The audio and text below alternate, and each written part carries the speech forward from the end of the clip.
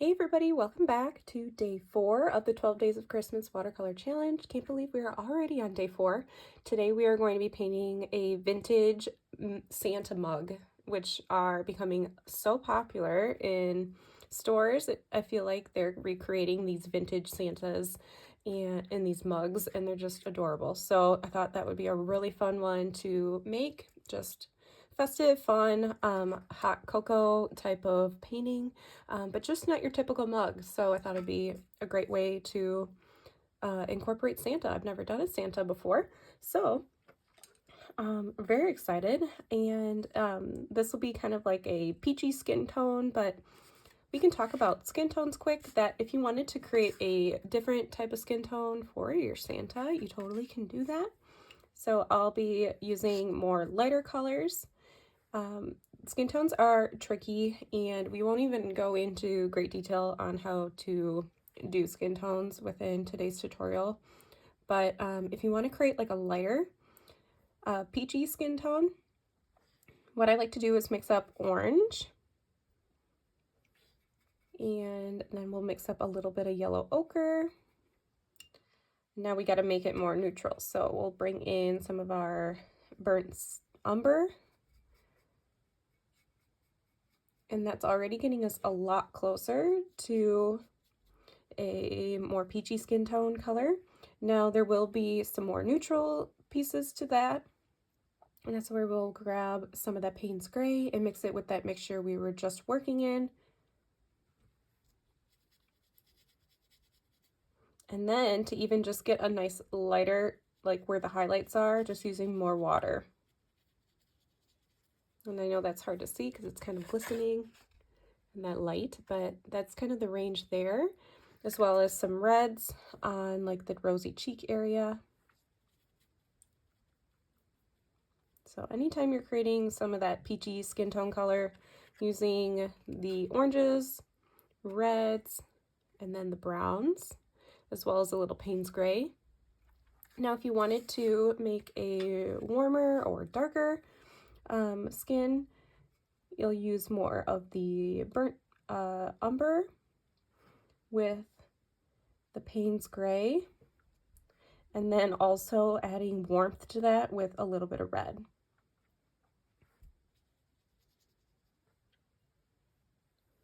And then you can use just varying tones of that, same color. So as you can see, some of the mid-tones to darker colors if you wanted to create a darker skin tone. Or you could just go ahead and leave the face white and not worry about any of that and just kind of outline it. The same as what we're doing with the beard and the hair. So let's get started. We are going to work on the beard and the hair area first. And we'll do the face last. So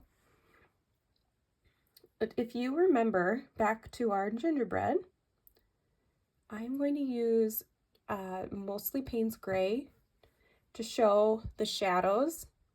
So using just a little bit of Payne's Gray, and I'm actually working in a bigger brush today just to get a little bit of a thicker line. So size 5, pointed round. And we are just going to use a light amount of that Payne's Gray on the left-hand side here to help shadow and create more of a dimensional object, as well as running it right along this part, right above where that little line is there. And we'll do kind of the same because the face is underneath this hat or whatever. So he's got a little bit of a hat on top. Of course, it's cut off, but then his beard runs down along the side and a cutie mustache. So again, working that same color scheme here with that light Payne's Gray and running it just underneath, just blocking out where my shadows are, which really right now I'm just kind of running it right along a lot of those outlines, down along the bottom and up the side like this. And because it's vintage, it's going to have a little more of those vintagey colors. So we'll bring in some warmer, like browns, like light brown. So again, I'm just going through and adding those shadows. That'll be the same technique that we use for the marshmallows that are sitting up front here and on top. Okay, there is starting to be the blocked out pieces of our shadows. What I want to do next is grab a little bit of the yellow ochre, just kind of find a clean spot on my palette to mix this up, and I want to add a little bit of brown to that.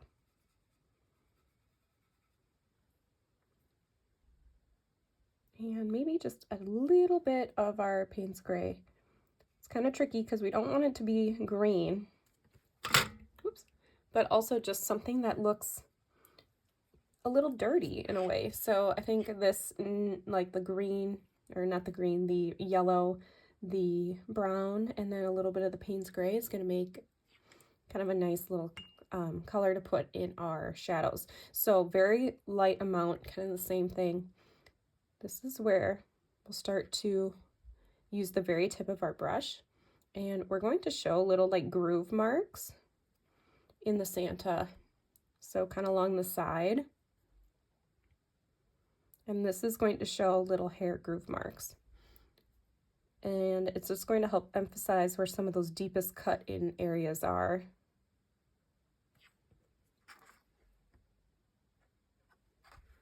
And some down and along these marshmallows are going to have quite a bit of shadow area there. I'll do some up there, as well as then we need to create the ridge line for the hat, kind of coming down on this side. And we'll just paint on a few little fun little squiggly lines here. And I got to do some for the beard yet. And our mustache. So grabbing that same color that we mixed up and doing some. So this is like his beard. We'll do some kind of going down and then some going to the side.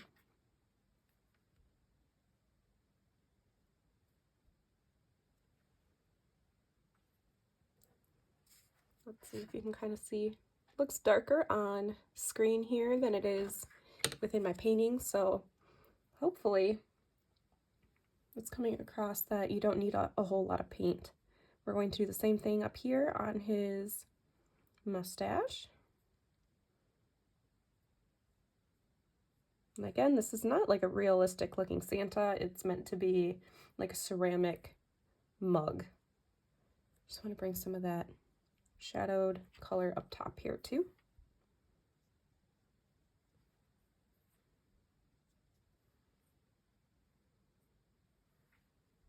Okay.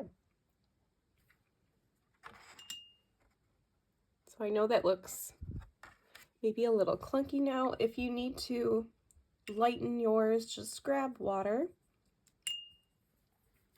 kind of like we've done in the past tutorials, and you just run your brush kind of over part of those lines that you created.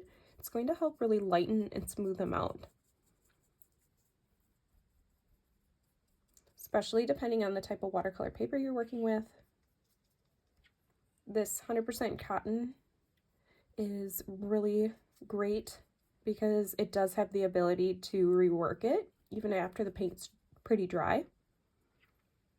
So I just went through and softened some of those areas. Okay, so now the white beard area, all the pieces that we were already working on are going to appear a lot whiter than they do now when we go to create the face. Next, what I want to do is make this handle red. We're pretending like it's his hat. Oops. So your Alzerian crimson or whatever you have for your red. And I want to, it leans too pink for me, so I'm going to add a little bit of orange to that to make it more of a candy red. And then let's go ahead and fill in the piece right here, and I will bring in more burgundy colors, which will help give dimension to the handle.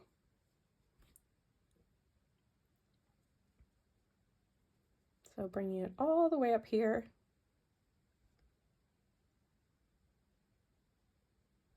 Like that. And now with my clean brush and fairly dry brush, I actually want to soak some of that up top here. So let's just pretend like there's a nice bright shine to the top of our handle there. See how nice that soaked that up? And I'll just scoop a little bit up down here. The contrast of creating a really dark shadow here to the highlight here is what's going to make it look a lot more like a realistic mug. So to do that, we'll take our red color again, and we are going to put a little bit of Payne's Gray into it. That's going to give us a really pretty rich maroon color. And so again, because it's still wet, I just need to run it right along the lower half of that part of the mug there. And then I also want to bring that color down and around this lower half here.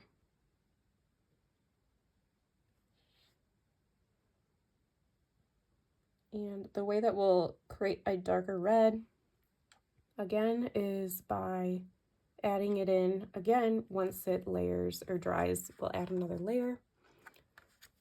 I need to add just a little bit of that dark color up top here, and kind of along the middle, it kind of creates that shine. Alrighty, that looks good. While I have that red kind of mixed up right here, let's just paint his cute little lips, which is really just like this little triangle piece.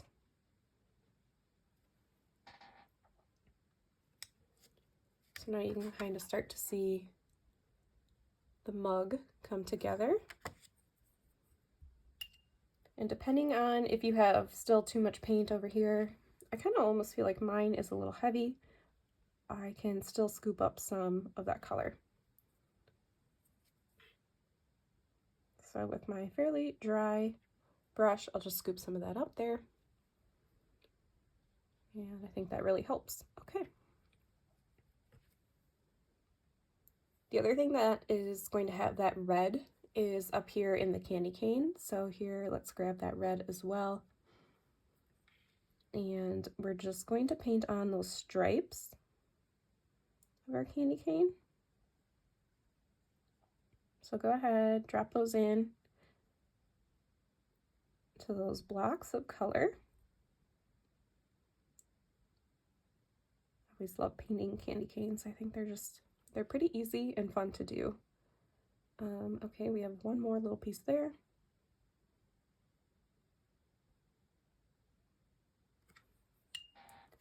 So before those dry, get rid of the paint on your brush, and we are going to use the slightest amount of like a blue. So here I have my ultramarine blue, I think I'll use, and then I'll put a little bit of that Payne's Gray in there. I'll dab my paper towel so I don't have too much on my brush, but we are just going to run it while the red's still wet. I love this technique, so it picks up that red and helps create a shadow. And so it has that blue, but it also has the red. And then let's just run a really thin layer on this side. And with a somewhat clean brush, I'll just go ahead and dab a little bit more on the middle so it's not a super bright.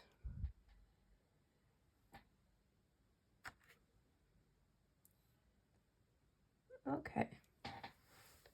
Let's see here. I need to. 1 second.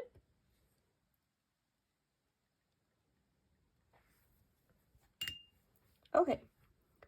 So now working on the face and we'll do the marshmallows at the end. So now this will really start to pop the beard area. So again, mine's going to be more of the vintage peachy tones. I'm going to mix up our brown and a little bit of the yellow and put a little red in that.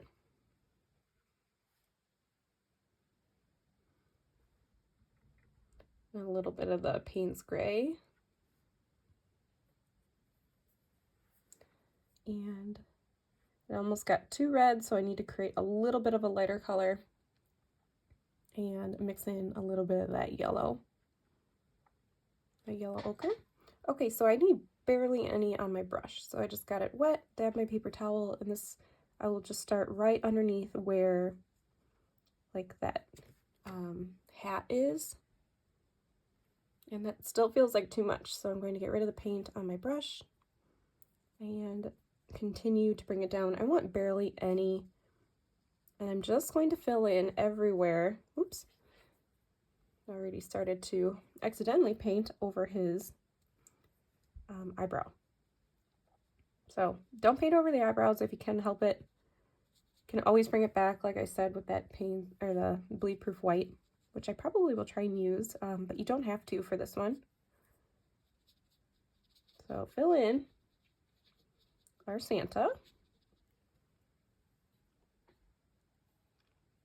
And now while that base layer is still wet, we need to show a little dimension. So the burnt umber, it's kind of what we created for the darker skin tones. That's going to be the shadow. So is the brown, the Payne's Gray, and the red. I don't need a whole lot on my brush, but I just need to run it right along the top and let it bleed down. I also need to run it kind of around the nose. So, and just kind of down and around the cheeks. So this is what's going to help create dimension. Again, anywhere that you see a line on the outline, we're just going to kind of run our brush right over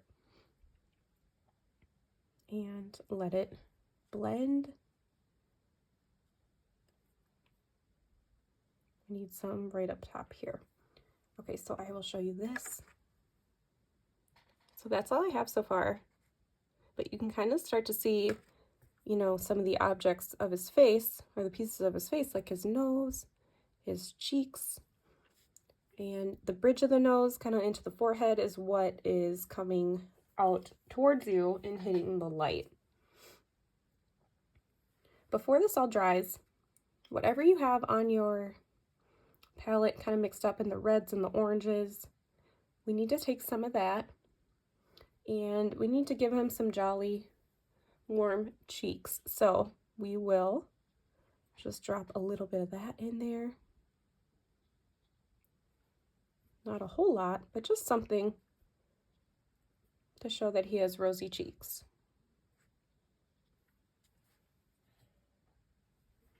And again, if you need to soak some of that up, you can do that. And that looks good. So now I need to make sure that this is pretty dry before I go adding any last little details. So let's do the marshmallows and then we will come back to the finishing touches of his face. Sometimes it's kind of hard to see, so I'll see if I can show you what I have for color. Very light pink in his cheeks. Okay, so the marshmallows, same as what we were doing in like the part of the beard and the candy cane area, but we're just going to use a little bit of Payne's Gray right along the bottom and along the back here of that marshmallow. So we created the outer edges and now I just dab my paper towel and I'm going to just kind of smooth that in, leaving a little bit of white of the marshmallow still. Let's do the same for top here. So grabbing that Payne's gray, a little bit of red, and just kind of painting along the bottom edge where it hits the mug, and also on the outline on the top of the marshmallows there.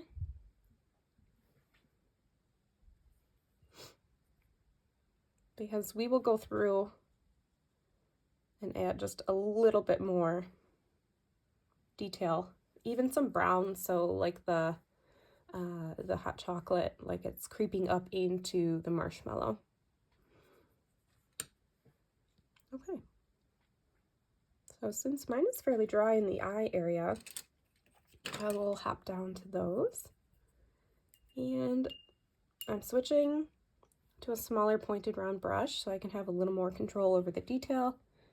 This is going to be the Payne's gray.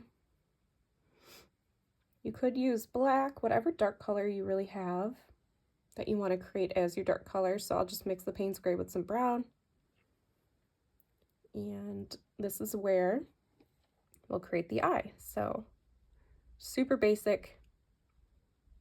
Just gonna fill in this little part here. And then with our very tip of our brush, paint his cute little eyelash there on the top and the bottom. And if you need, I might have even needed a skinnier brush, but I'm just going to do the best I can. So there we have it again. And we will, like that. Doesn't need to be perfect, he's just going to be fun. Handmade ceramic piece, so let's see, maybe I'll just kind of bring that eye down like that. All right. Looking so cute already. I think what I just want to do is now emphasize some of the shadow areas. So first, grabbing just a tiny bit more of that Payne's gray, I'll just keep with my smaller brush. And we'll just, like we did on the gingerbread house, just kind of run our brush along some of the areas that are the darkest. So some there, as well as down underneath.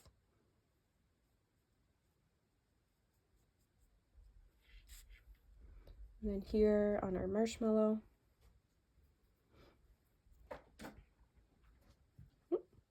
My puppy's coming to say hi.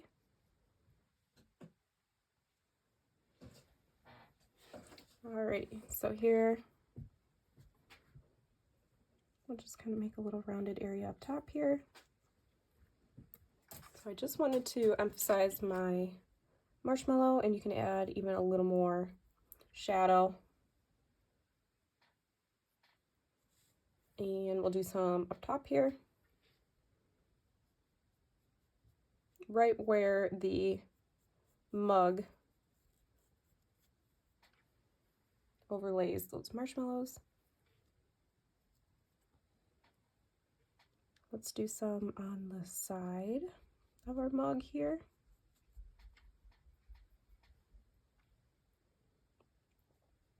As well as this side.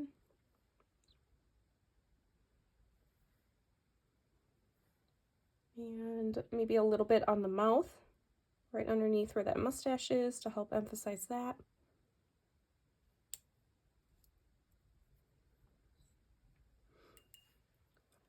I would like to add a little bit of brown shading in, so taking that burnt umber. And I think I'll just work with the brown umber for now. That's what I'll use to shade this part of his face, like a pretty basic line, and as well as over here and where his eyebrows are.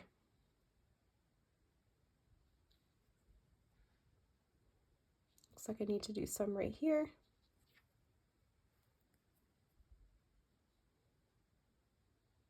And around his cute little nose. Underneath those eyes. Let me just pause so you can see that up close. You can see there's a little bit of an outline here. So maybe I'll just add a little bit of a line.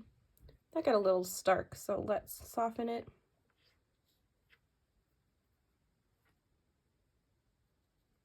We just want to make sure that this looks set in from the hat and the beard. Okay, so to show the ridge lines within our little eyebrows here, I'll just take that same brown and just kind of show same little marks that we made for creating the beard. But I want to show like the skin tone kind of coming through. I just use that light brown. And how about a little bit of brown up in our marshmallows for the hot chocolate? So this is where we can kind of have fun with layering it on these marshmallows. So just kind of doing little squiggles, keeping the white still of the marshmallow, but I want to just show that there is hot chocolate in there.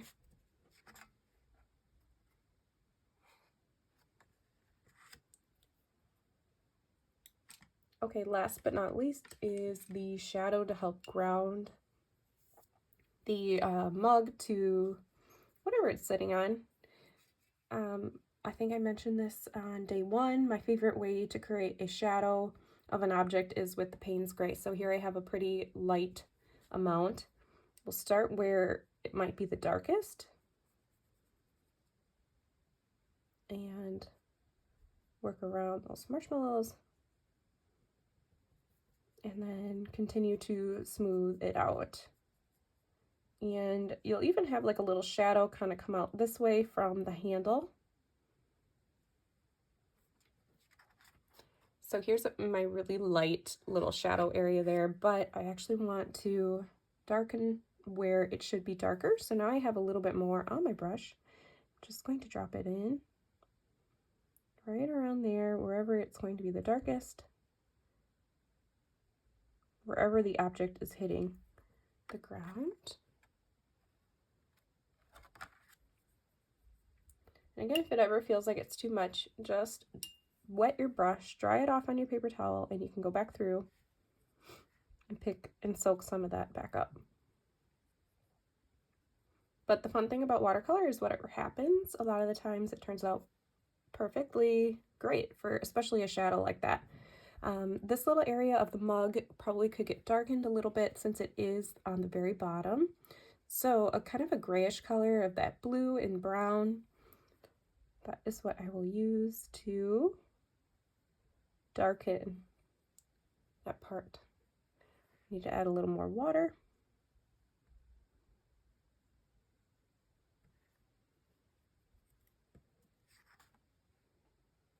All right, there we have it. There is our super cute vintage Santa mug for our day 4 of our challenge. And if you are completing all days of the challenge, be sure to post them over on Instagram, tag me at Windswept Design Studio so I can record all of your days. I'd love to share it too if you tag me in your story.